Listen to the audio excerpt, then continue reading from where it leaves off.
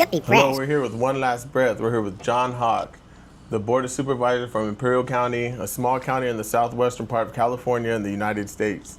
How are you doing tonight? Well, doing pretty well. Feel great, and thank you for having me on, Richard. Yes, sir. Yes, sir. You're a man that's been in the news a lot. You've been on social media a lot lately regarding data centers. You've been a man, a part of this community before that, and you're going to be a man, a part of this community after that. So I'd like to get into how you got here, how John Hawk, the Board of Supervisor, got here in 2026. Maybe we could start with your childhood, your parents, your grandparents. Okay, so my dad moved to the Valley with his dad, my grandfather, in 1913. And so he was born in 1913, came down as a baby. And my grandparents had a dairy out in the Hopeville area. So my dad grew up in that atmosphere. And hard work, hot in the summer, cold in the winter. Yeah. They didn't have air conditioning. They didn't have a lot of things. So it was a very difficult upbringing, but he learned how to handle everything. Yeah, some real farming going on back then, huh? Before they had the AC back here. Let me mention, too, that my dad worked on the All-American Canal. Oh, okay. In his mid-20s, early 30s, he worked on the All-American Canal, so that was a big part of the Valley growing into itself. Nice, and just for a little insight on the All-American Canal, it's fed by the Colorado River, right? That's right. For those that aren't localized with the information here, the All-American Canal, why is that such a big deal to the Imperial County? Well, it really is a big deal because the Colorado River, when it would flood, it would go down into Mexico. And so, like in the spring, it would flood, and they didn't have the dams, like they didn't have Hoover Dam, or they didn't have Lake Mead. They didn't have Mead. So what happened is the water, when it came through the Colorado, after the spring runoff and melt, the water would run right into the Gulf of Baja. So at one point, when they put the dams in to control the water, instead of just having a big flood of water, they would control a little bit every day. They would let it go, and all the water could be used. And then it's meted out through the All-American Canal, and that way they had control of the water. They knew what was coming. If it was 200 acre feet a day, they knew what it was. Right. And what brought you into the politics side of serving the community? Well, when our kids began to move through high school, I joined the Hopeville Unified School District Board. I was elected to the school board there, and I served for 13 years. So during that time, we made policy for our kids, looked at all the issues that they were going through. Of course, there was a lot of changes in that time period, but it was a good learning experience. I knew a lot of the kids from youth group, and always had a heart for helping the kids, and I felt that I understood their problems because of the things I went through. So that was good. That part of it was good, and it was fun to serve.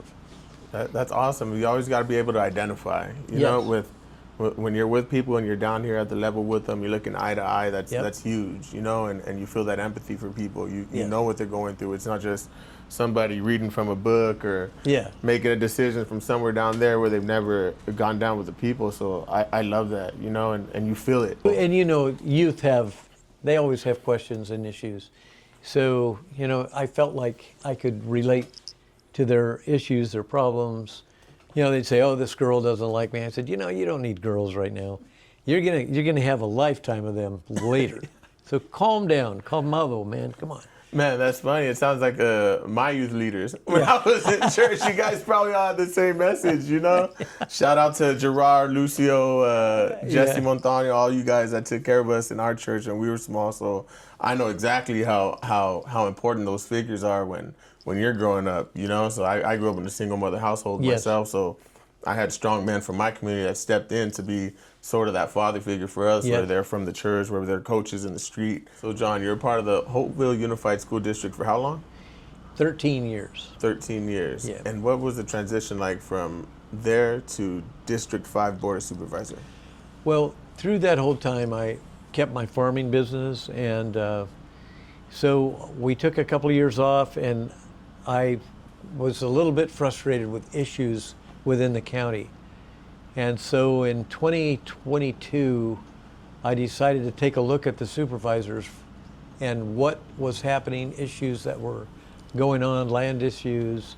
Obviously, COVID was going on, and there were issues that I looked at, and I wasn't totally happy. I went to a few supervisor meetings just to see what they did and how everything happened, and I think that something happened in my heart. I felt like instead of coming home and being frustrated, I felt like I could add to that, or maybe help, or even run for supervisor.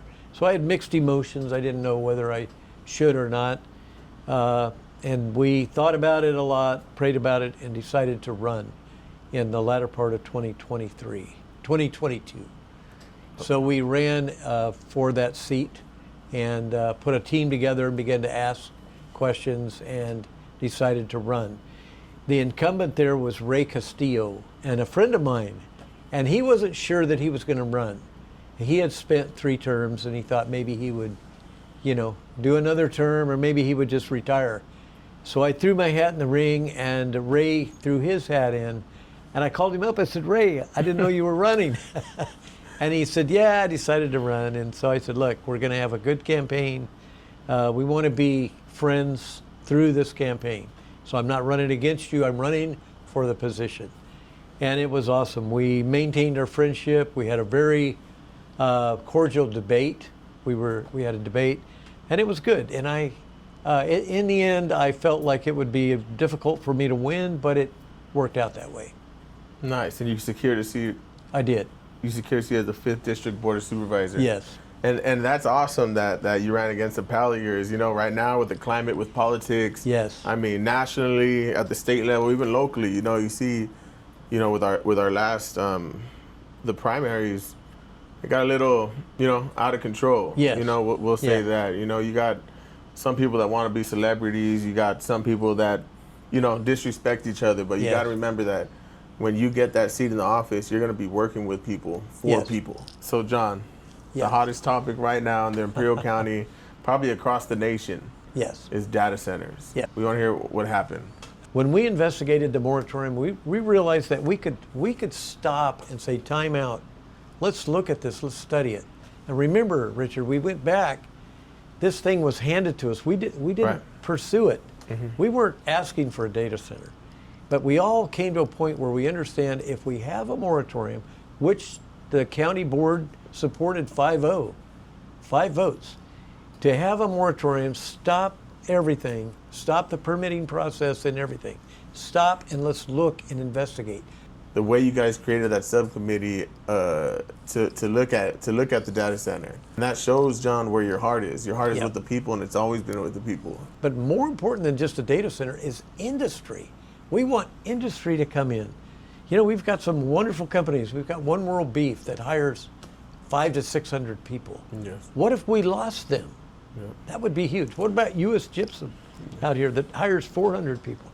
We need our law enforcement. We need all of these companies working together. Yeah. And we need to invite more to come in. They've been closing prisons one every 6 months, and like you said, we took the hit from Spreckles. We can't afford another hit, not in this county. Cannot. So I think this is important, John, for people to hear your perspective, for people to hear your vision. Yes. And to know that you are here for people in progress, at the same time, because we have to bring in those jobs. We have to bring that money for the Imperial County to survive. There's no other way. We do. And I think that's for your son, for my grandkids, all of the kids here. They have a future here. And Richard, one of the things that I think is key is that, when you have a second or third generation family, you're keeping the family unit together. What is that doing? That you get to know your grandfather. You don't have to travel 200 miles to see your grandfather. He's right there. He's helping you. He's taking grandkids to a soccer match or to a t-ball game. Being there with them. Come over. And that's what builds family. And when you have strong families, you have strong communities.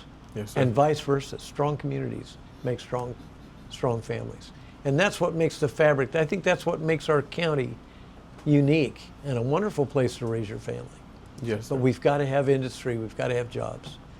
We have a program at IVC that is training students to work like at Lithium Valley with they could be operators with Berkshire Hathaway and their 10 plants up there, their geothermal plants. So if we extracted the lithium, and we have enough lithium right there at the Salton Sea and surrounding areas to supply the lithium needs for a third of our nation. We have huge deposits.